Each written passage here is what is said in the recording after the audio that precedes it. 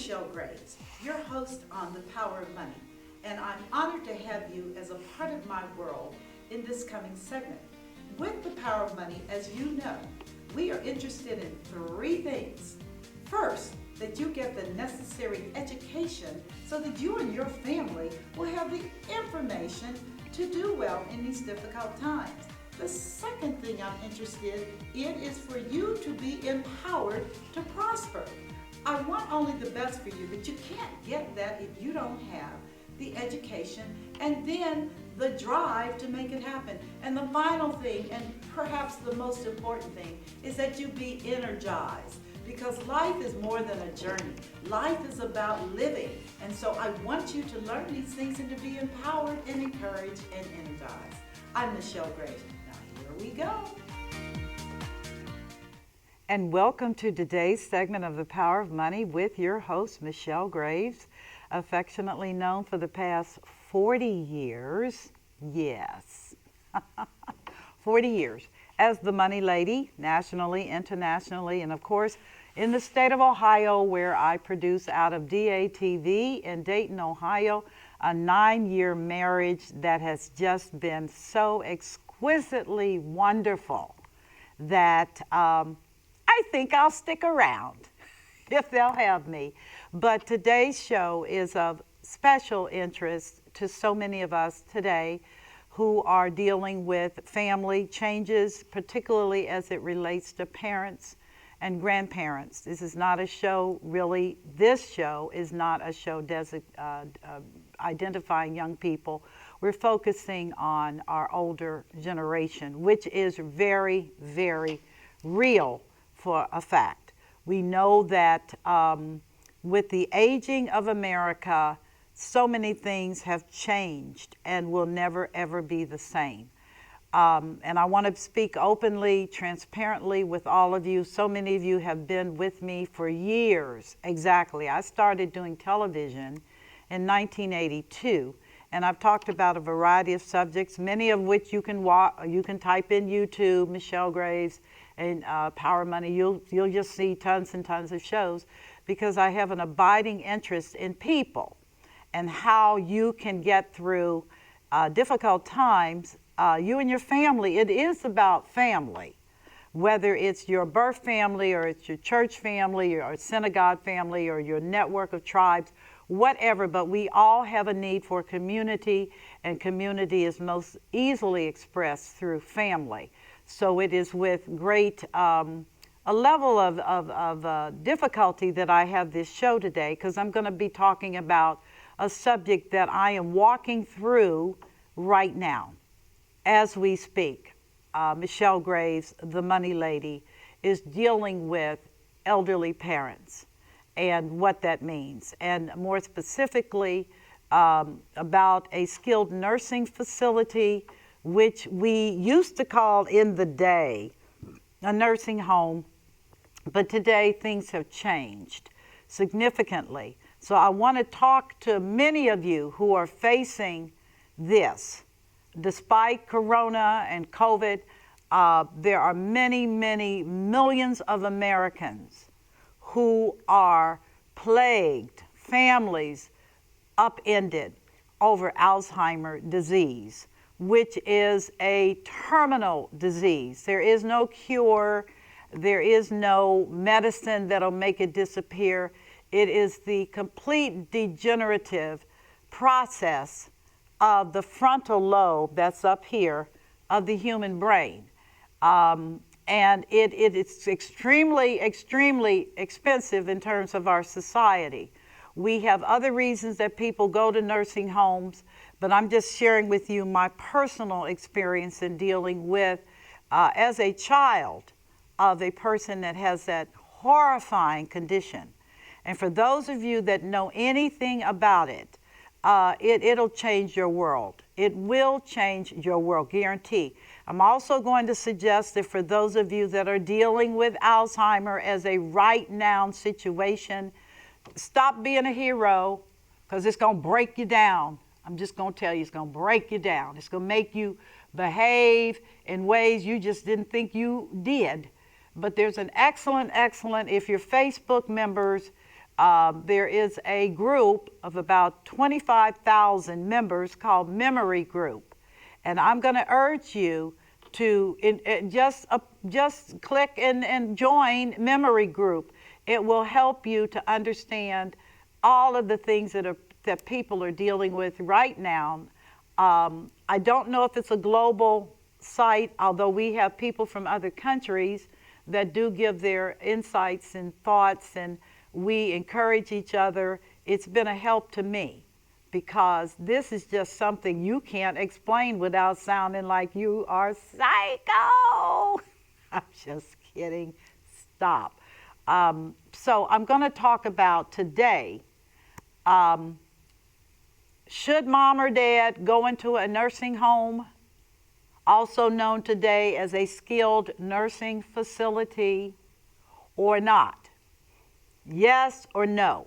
And I want to go through what you need to be aware of and how it can play out, and hopefully the information I will give you will enable you to prepare, get things in order so that you can proceed forward without too many challenges.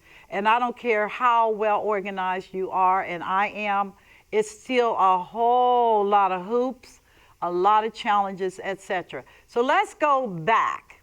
Let's go back before we even talk about nursing homes. And that is, how did we get to this? What happened? Well, the reality is that America is aging. The world is aging. The fastest growing population group are the centennials, people over 100 years old. It used to be a big deal for you to be 100. Now it's not a big deal. There are actually people that are 120. I mean, they're still here. And I can't quote or say what their condition is, but they look to have very sustaining lives, and that is the optimal case for all of us. If you live long enough, you're going to walk it through. I mean, there are only two options here. You either die or you live long enough and die older. But again, the purpose is to at least have you to start looking at how it begins. And the first thing all of us need to have is a pinch of truth. And the pinch of truth is this: we all age. There's no way to get around it. We are all aging right now. You're older today than you were yesterday. And as the body ages, and I don't care how healthy and vibrant and active you are, there are things that can and will happen to you. Some things are genetically determined, some things are, and other things are because of lifestyle decisions that you've made, choices you've made that have not been good, and now the chicken comes home to roost, so to speak, and you find yourself in your 50s, which incidentally, at 50, you become a member of AARP. So stop tripping. They know how old you are. Even if you're in denial, they're not. So again, things begin to happen that you may have been dismissive of earlier. Same thing with your parents and grandparents. Things, they may have taken a fall that wasn't a problem, but now it is. Or they may have arthritis, which is basically a genetic condition in many cases, but it is characterized by bone challenges and extreme pain, extreme nerve pain, major. All of these things tend to be a part of the aging process. Can you stop it? I think you can defer it, but I'm not so sure you can eliminate it, because a human body is not like a car, where if your starter doesn't work, you buy another starter, or if your engine doesn't work, you replace it. There are things in your body that cannot be replaced. It's just what it is. Asthma sufferers, they will continue to suffer. COPD continue to have to deal with a compromised quality of life. This is a part of aging. That is why you don't see young people running around with canes and walkers, because they don't have issues with their bones, but older people many times are challenged with balance and those kind of issues. Why am I bringing it up? Because it starts there. It starts with an understanding that this is going to happen. I'm sorry, come out of denial. You know, Michelle's not about denial. Michelle is about looking in the face and deal with it. And so you have to recognize that statistics say that over 70% of people can expect to have some kind of long-term care / nursing home experience. 70%. That's a large number of people. And most people are not educated or prepared as to what is required to go through the process. But I've already laid a foundation by telling you, I'm not trying to be mean. I'm not trying to mess up your coffee break or your time. I'm trying to give you information so that you can begin to prepare your thought process for what I'm getting ready to talk about. Because this is heavy, heavy stuff. It's heavy. And it's made me even more fervent in my belief that people have to be educated and they have to be willing to take the steps to change their lives in a positive way. Particularly when you consider that families as we knew them 50 years ago don't even exist. People are scattered all over the country. They are. And sorry, they're not coming to see you. They don't even want to come to see you Christmas. So don't think because your health is being compromised or deteriorating that your children are going to just jump up from their lives, because they do have lives, because that's why you raised them, to have lives and families and children, to interrupt and to relocate and come back home. So this is for all of us that are in that group. And for the record, it's a fast growing and huge group. So you already know that the body is not permanent, that it does break down, that it does deteriorate. You can defer, but you cannot deny. It is. And I share this with people. I don't care how good you look physically. Father Time is just ticking, okay? It's going to happen, all right? So you can encourage yourself to eat healthy. I do. To keep your skin and body well moisturized. I do. And to take care of your mental state, which during COVID is a challenge because people are like, bing, I can't take it anymore. But you can take it and you will take it. Okay, so we want to talk about, again, that's your foundation. So what typically triggers a decision to have to go into a facility? Or alternatively, if your financial means will allow, where you can stay at home with full-time care. Many people opt to stay at home. Some shouldn't be at home. I'm so serious. With progressive Alzheimer, they should not be at home, thinking that the family is going to take care of them. And I know many seniors that just won't do it, but the alternatives are so awful. Because, and remember this, health and safety when you're aging is everything. You want your health and you want to be in a safe environment. You don't want to have to worry about, and family doesn't want to have to worry about grandma wandering up the street or grandma not eating any food because she doesn't know what food is. And these are things you have to consider. So health and safety is foremost. So how do you know when things are out of control? And with people that have regular close relationships with their doctors, and literally that's where it begins, with your doctor and your family observing behavioral patterns that are a little bit different. The tendency to repeat. And I'm not saying repetition is a bad thing, because as you grow older, your battery packs, called your brain, gets full of more and more stuff. And you repeat and you're not even aware that you said it, okay? Because the brain is unpacking and trying to sort, particularly things that happened a while back, because anybody that has a computer knows that the older data, pulling it up, takes a little bit more time to become current. The human brain is no different. In fact, the computer mimics the human brain in so many ways. But I'm saying all of this to say that with the understanding that if a person is repeating themselves continuously, or a person can't piece it together. For example, you ask for a key and they don't know what you're talking about, okay? They don't know what you're talking about. Then you show them a key and they tell you, what is that?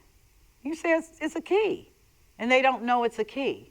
Or more often and more frequent is cooking things that are not supposed to be cooked. Like they're cooking cabbage and the cabbage turns out to be a washcloth. That's real. That's right now. That is a trigger to tell you that you need to have them evaluated, okay? And there are agencies that will do evaluation at minimum or no cost. But hold it, before you do that, and I'm telling you from experience, before you get that cognitive evaluation, you make sure that you have shopped the market to qualify them for long-term care, to qualify them for life insurance. Why? Because once a person has been clinically diagnosed with Alzheimer's, a lot of things come to a screeching halt, including their ability to sign legal documents, their ability to qualify for long-term care, their ability in most cases to deal with Alzheimer's. That is a question that's asked. Carriers are not stupid. They know the path. And this is not just with Alzheimer's. I only bring that to the table because that's where my most recent experience has been. But I've been in the industry for 40 years and I've seen all kinds of conditions come to the table. Have your affairs in order. That's what I'm trying to tell you.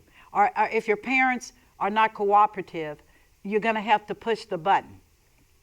Somebody in the family is going to have to push the button and make sure things are in place because, again, depending upon the condition and the circumstances, things may not play out the way you want. Long-term care companies, unless they are short-term benefit, that's benefits for a year or less, are not going to qualify people that have been diagnosed with Alzheimer's. You can call it dementia, whatever kind words you want to call it. But it is the loss of the cognitive ability to think things through, and it's very important that you make sure all things are in place before you drag them to the doctor. The power of attorney, the directives, your health care, all those legal instruments that need to be in place, but I never got around to it. Well, you know what? You better get around to that before you take them to a doctor and say, you know what, I need an evaluation because mom's acting really kind of different or dad's kind of different, because once it's done, everything changes. This is what I share with you all over the years, that you have to have the tools to enable you to make sound decisions. If you didn't know this information and you took them there and then all of a sudden, boom, it's done. You're like, wait, I just took her to get an evaluation. Yeah, and she was diagnosed with that condition. It's a matter of record on their MIB, Medical Information Bureau. It's a matter of record on my chart.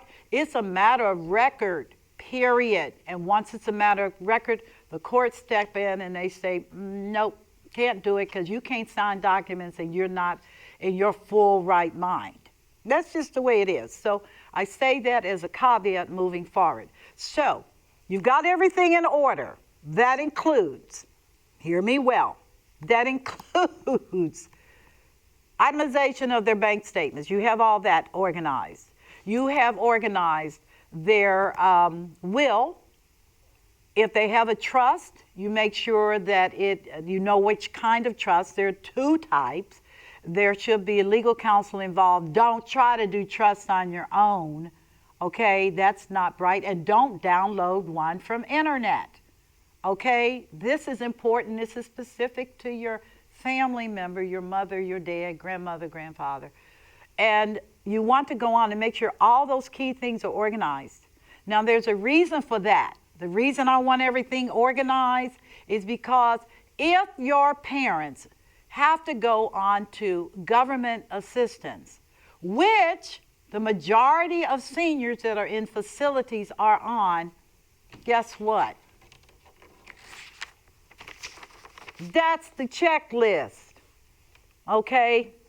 I'll send it to you if you want. Call my 800 number, 800-734-3915. I'll send you for the state of Ohio. Now, for other states, you're going to have to get your documentation from the state of record. But the state of Ohio is extremely exhaustive. So I want all these things in order before you get to the finish line. You say, well, we got plenty of money. Keep living. Trust me, you won't. If you don't have long-term care insurance, long-term, with benefits that are pre-funded, you're going to run out of money. And they know that. So I'm giving you a heads up and giving you the little list so you can look at it. Got to have birth certificate. How many of you know your parents may not know where their birth certificate is? Yeah. Social Security card, proof of identity. How many of you know that your parents may have misplaced their Social Security card? They don't know where it is. You got to get a copy. Now, and I'm going to tell you something right up front. I'm going to tell you a little secret here. Trying to get a card from Social Security under COVID is very challenging. Why? Because Social Security is closed. They want you to deal with them online through an account that you set up or by phone online, and you'll wait for a couple of hours. So these are things you want to have in place right up front so that you don't get waylaid. You need to have the marriage certificate or divorce papers. You say, well, why? Why? Because Medicaid is a federal funding plan for poor people that does cover long-term care. It'll pay for you to be in a skilled nursing facility when you run out of money, okay? So all of these, I have a full checklist. I'm not going to go through all of these other than to tell you they, as my dad said, they want everything. I'm like, yeah, that's the government. They want everything. So you want to be on top of that list and have a copy of it in your record files. And again, like I said, just call my 800 number and and leave your email and I'll send it to you and you can keep it with your records, okay? You want to begin organizing everything in a way that will make it easier for you to get things done rather than scrambling all around, okay? You want to do that for your own sanity. Children of older people, I hope you're listening to this.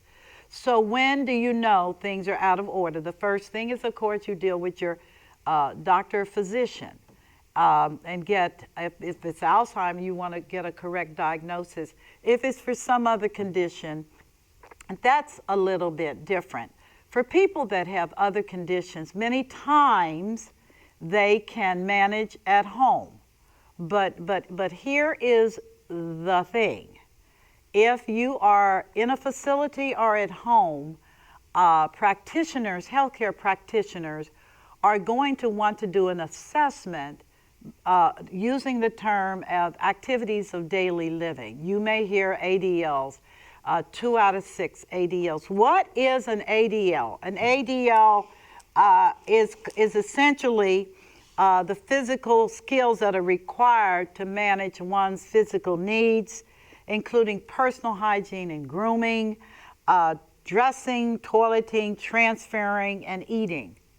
And you can say to yourself, well, everybody does that. Excuse me, no.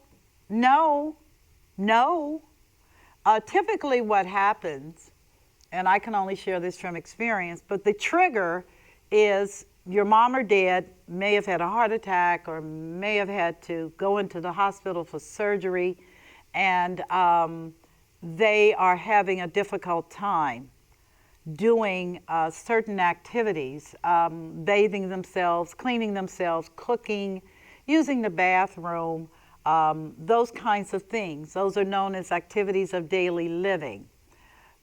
To find out whether a person is having challenges with that, you can have a professional to do an assessment, or you can observe it yourself.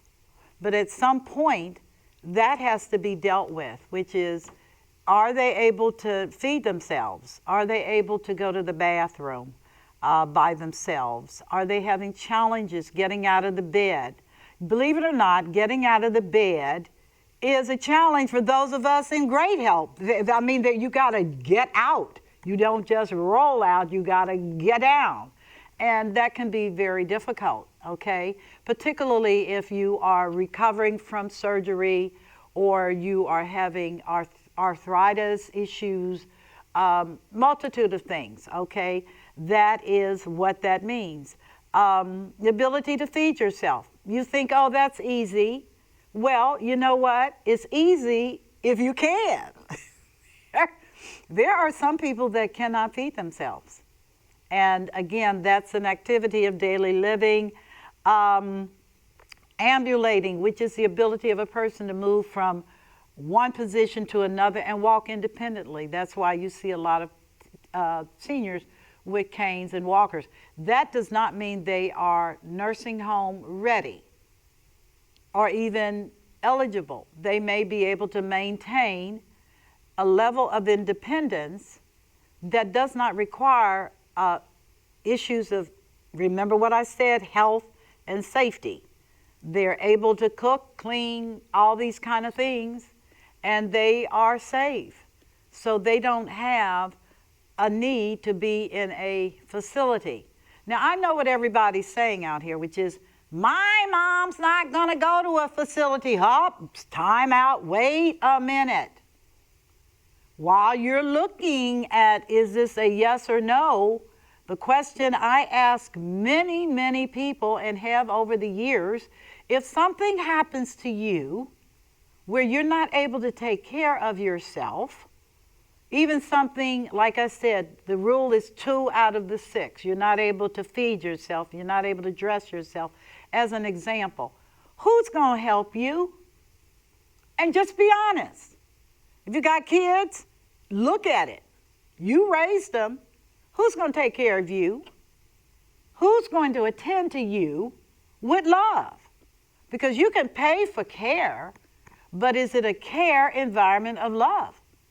And if you don't have a good answer for who's going to take care of you, then I'm going to suggest to you that you move that to the top of your list, right up under your wills and your trust and your asset verification, and find out who you, it doesn't have to be your children, and maybe it shouldn't be. But you need to at least know who is going to be responsible for looking after you and caring for you. Some seniors say, my pastor. And I said, well, wait a minute. You got a large church and there are 80 people that are seniors. Does he or she have the time to attend to you and your affairs? That's asking a lot, along with the other pressures of being a church leader that person may have. But you do want to ask the question, who's going to be able to help me? And you have to be prepared for eyes going to the ceiling when you ask that question. Because the truth of the matter is, today in America, things have changed. Children are everywhere. People don't want to care for elderly people, period. It's a gift.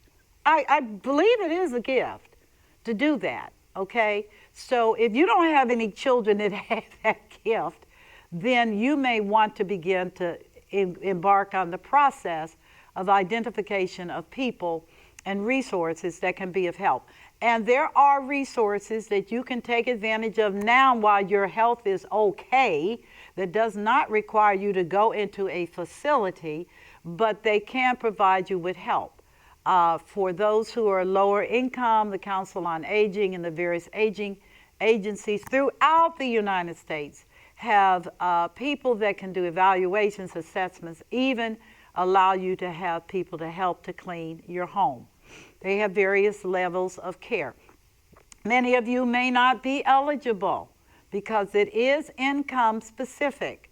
And you can say, but I don't make that much money. And my response is going to be, you probably make more money than others. And therefore, if you want those kind of services, you're going to have to retain the services of agencies that do this kind of work. You're not able to clean anymore. You pay people to come in and clean. You pay people to do everything. It becomes kind of like you're the bank and you're paying for all these things that are going on around you. But you're paying for your independence. That's what you're paying for. You're paying for the freedom to do you. And as you grow older, that freedom becomes more and more compromised as you're not able to do these things. So back to the activities of daily living, the identification of the things that you're having trouble with or problems with are essential. When you are out of a hospital, it's even more essential, post-surgery recovery. And Medicare plans will provide you with a level of assistance for food, but that's limited. For rehab, that's again per the policy descriptive. It's not infinite and it's not indefinite. Listen to me. You have to show progress in getting back on your feet. You cannot be getting benefits indefinitely, okay? Or else you'll find that you're not going to have coverage, all right? That happens to a lot of people. They're not aware that you have to show improvement. And if you don't show improvement, then again, you're into the category of, I may need long-term help. I'm not getting better. I'm not feeling better. And I may need long-term help. Now, if you are a lower income person, I have great news for you, because despite all the headache of Medicaid, and it is a headache, they'll pay for long-term care. Yeah, they will. If you're eligible, meaning you have no more than $2,000 in the bank, and everything else is covered, and you get a $50 monthly allowance, and that's it. That's state of Ohio. But, as I had to remind another person that was kind of grumpy, but you're not paying $11,000 a month.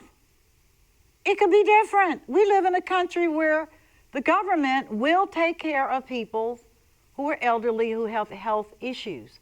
The family doesn't have to feel the financial press. They can do that. And is it a financial press? Well, you do the math. You do $11,000 a month and see how long it'll carry you before you are broke. And you don't get Medicaid because you're working and able. You're like, but I'm not going to be able much longer. You're right. Which is why I said get things organized and be prepared to plan, whether you want to do this or not. The reason I'm doing this telecast is because so many people have said to me, I'm not going in a nursing home. I refuse. My kids aren't going to do that to me. I'm not doing this. And then the kids say, we're not putting grandma in a nursing home. We're not. And I'm like, then answer some key questions. Are you going to take care of grandma? Are you going to deal with her toileting needs? Are you going to be that person that's going to be there? Because if the answer is no, then stop the conversation. That's a shallow conversation. It takes us nowhere. I'm trying to give you data, information, and what you need to do to make that determination. And hopefully, if you have more than one child or brothers and sisters, you'll have a group meeting to determine about mom and dad. If you're in a blended family with marriages and everything, it might be a little more challenging, but the rubber does have to eventually meet the road, and you do have to handle their affairs appropriately. You got to come clean.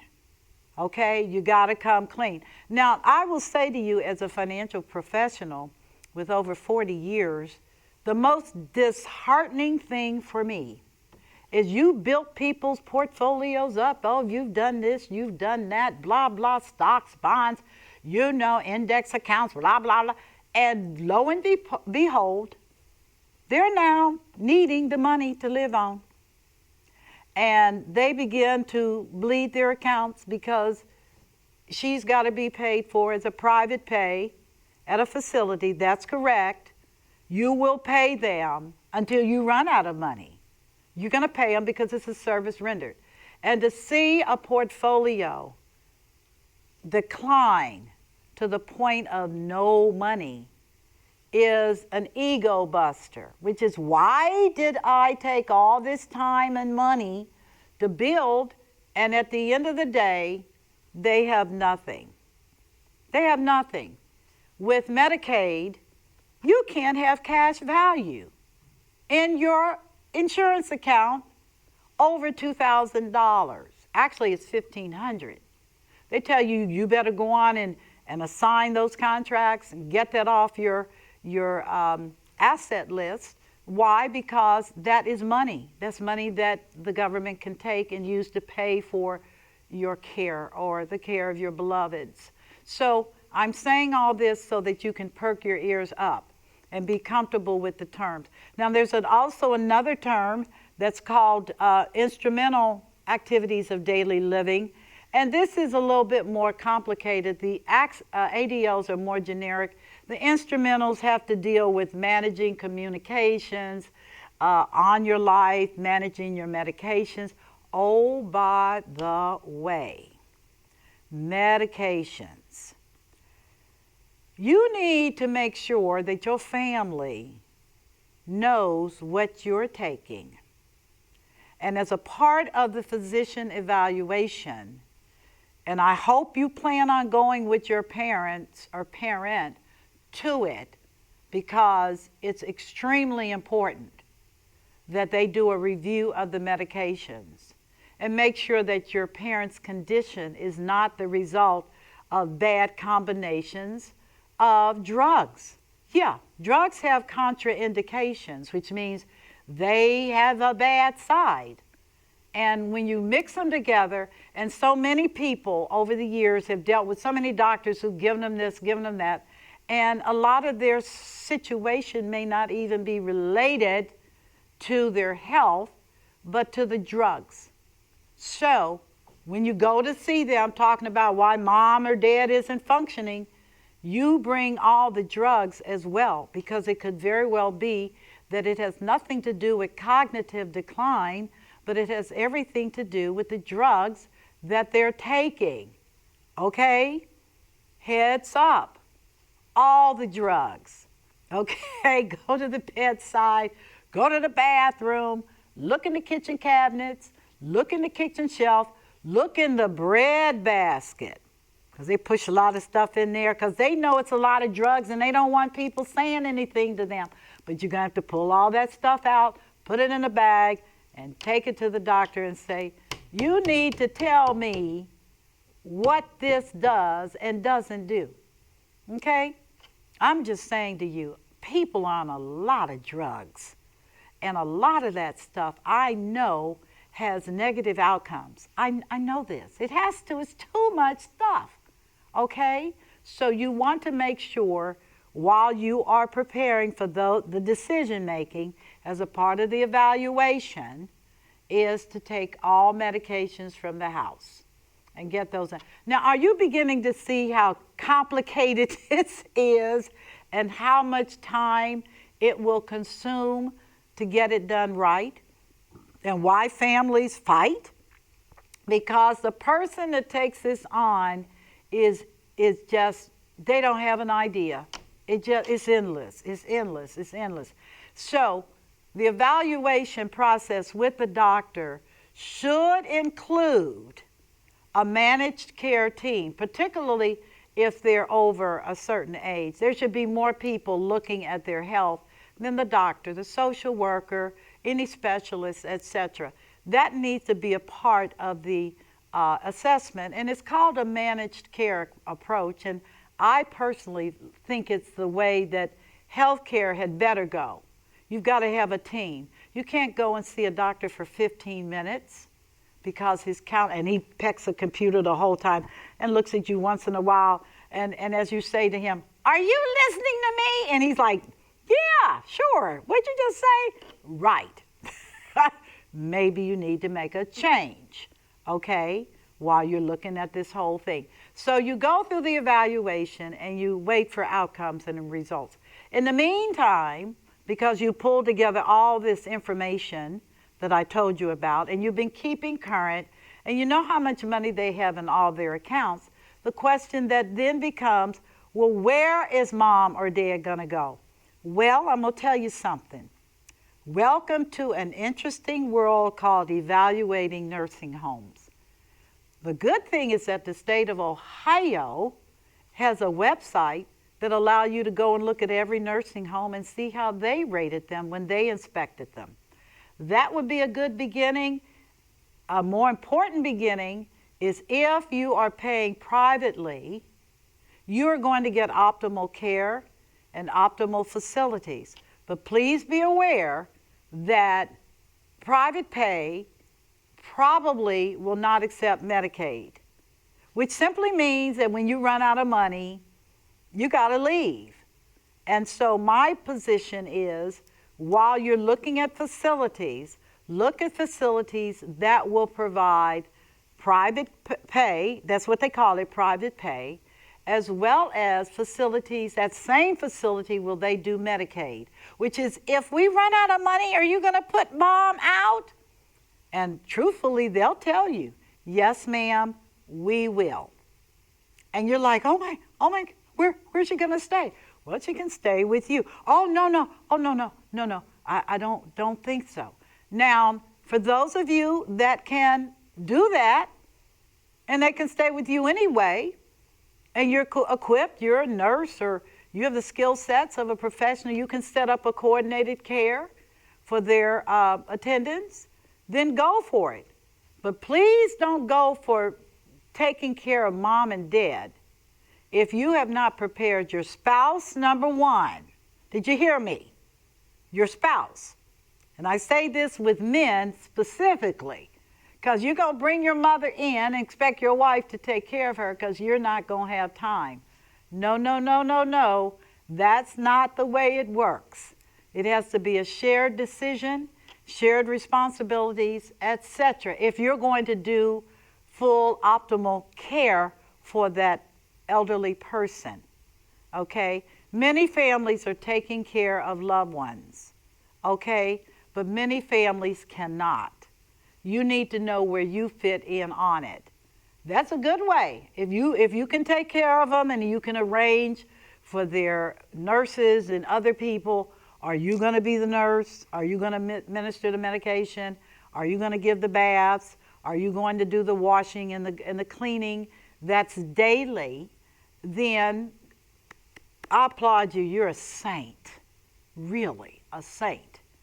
But from my observation and experience, it becomes very, very tedious, and it does become a challenge because you really cannot give your parent the level of care that they will need as their condition progresses.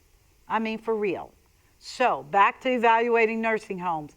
The state has an evaluation. Go on the internet, type in inspection reports, the state you're in nursing home, and it will take you to, most states have an inspection division now because of the things that happen in nursing homes.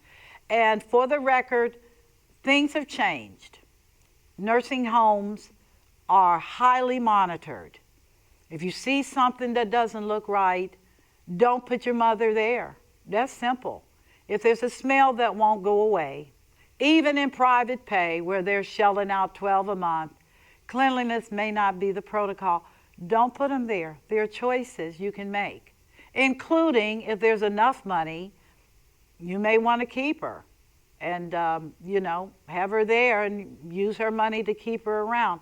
But be aware that the nature of aging is such that people will ultimately be in some kind of a skilled nursing facility. And therefore, you must have things in order and anticipate the things you need. Once you get the state's evaluation, my recommendation is to pull out your little paper clip, your clipboard, and go visiting. Yeah, go visiting. For those that are private pay, you will probably have to schedule an appointment. But for those who are receiving any federal dollars, you do not require an appointment. And I always tell people, I like to go early in the morning. Yep, Michelle's going to be looking at you at 8 in the morning because I want to see what your staff is looking like for the first shift.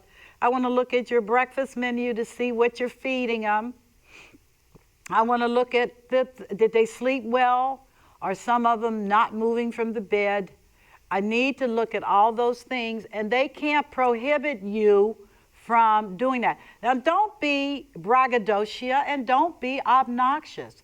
Just simply say, I'm trying to do an evaluation. I'm looking at my mother, and I'd like to do an inspection. And just look and see and feel.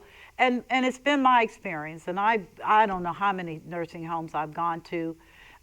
They tend to be very, very open. Observe the residents that are there. See if they're medicated. If they're medicated, they may not wake up. They may just be heads down and doing nothing. You want to look at that, okay? Because the doctor who is assigned to that facility, all of them have their own doctors, he or she may have them on medication. If you are a power of attorney, now mind you what I just said, if you are their power of attorney, you can request all those documents. You want to see your mother's care. If you're just a brother or sister and you want to see, well, there are real repercussions. You'll hear the term HIPAA, which is a law that was passed that basically prohibits people other than you yourself from looking at your stuff. It's a privacy issue. And they're not going to be open to sharing with you, a family member, things that will violate HIPAA. Because HIPAA can close that facility down. Yeah. And sorry, you don't rank like that. So you say, well, I want to know what medications. Well, whoever is power of attorney, tell them to ask for it. Okay? You will also want to look at the activities that are going on at the facility. You don't want to look at a fancy dining room. You want to look at things that they do on a daily basis to keep their brains alert and active, to keep their bodies alert and active, because a body that does not move begins to have other problems with muscle deterioration, nerve irritation, etc. So you want to ask, where's your activity board? Because they post it every week, everything they do every day. You want to look at that and you want to be clear about what is involved with that, okay? You want to look at how clean the place is. That's why I said about the morning, because they haven't had a chance to run around to clean. You want to see the cleanliness factor, and you want to be objective in your assessment, which is, this place looks like a wreck. Now, again, and be honest. If you're going into and looking into private rooms and people's stuff is all over the place, well, they were messy when they were young. They're not going to do better because they're older, okay? But you're looking for certain indicators like fecal matter, urine, any of those kind of things that suggest that a person is not being cleaned up. And for the record, and one woman, I never forget, she called on my radio show some years ago, and she said, they won't keep my mother in a diaper. And I said, they won't keep your mother in a diaper. No. Every time I come there, the diaper's across the room.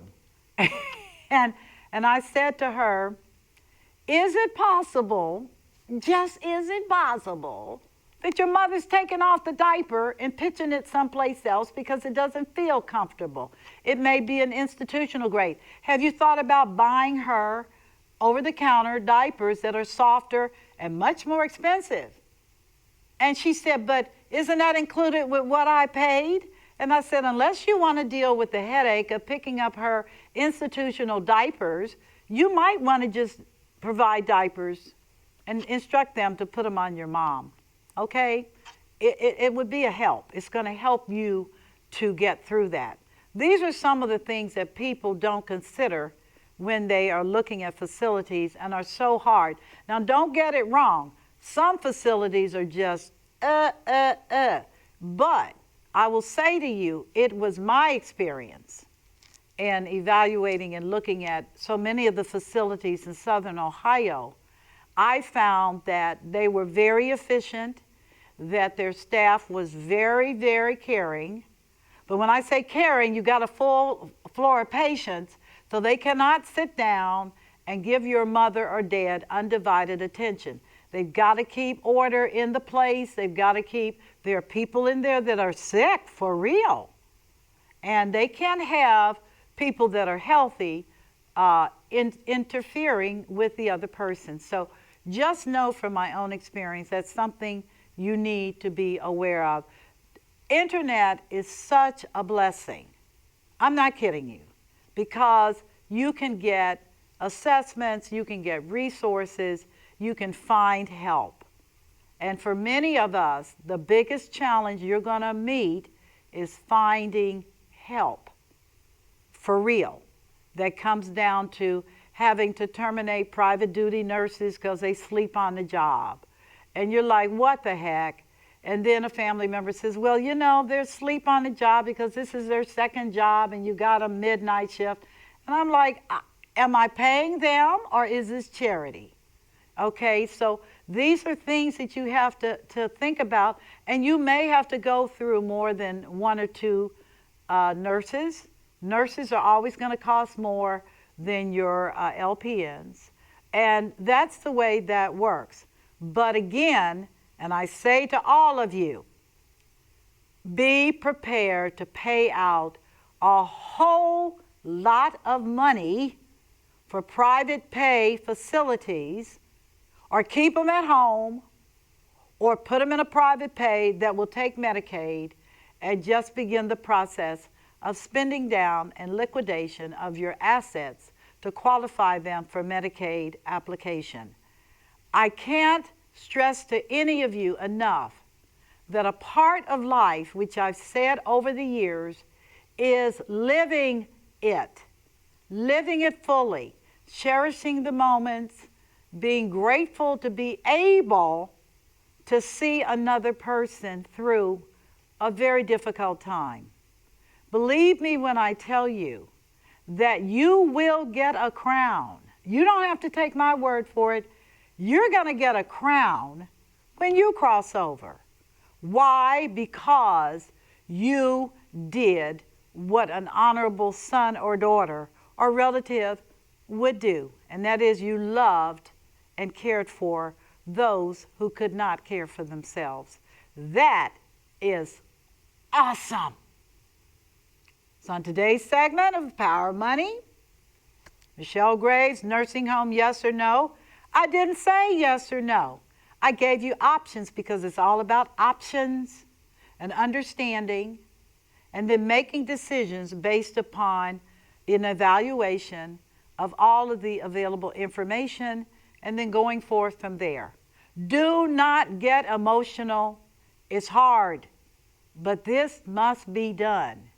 And the sooner you get to it, the better off you will be, the more stable your family will be, the more you will begin to cherish and love the family gatherings when you get to see your parents and grandparents and enjoy them and their memories and their stories.